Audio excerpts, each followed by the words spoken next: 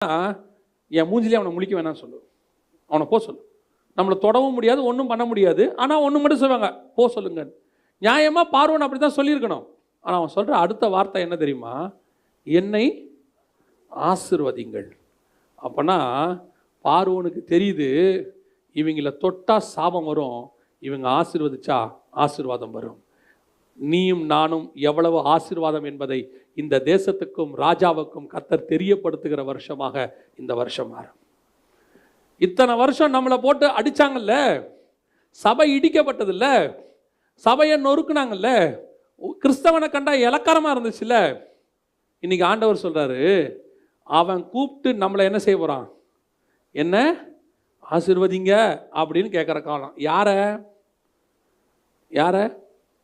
இத்தனை ஆண்டு காலம் அந்த பஸ்கா ஆட்டுக்குட்டிக்குள்ள பாதுகாக்கப்பட்டவங்களை,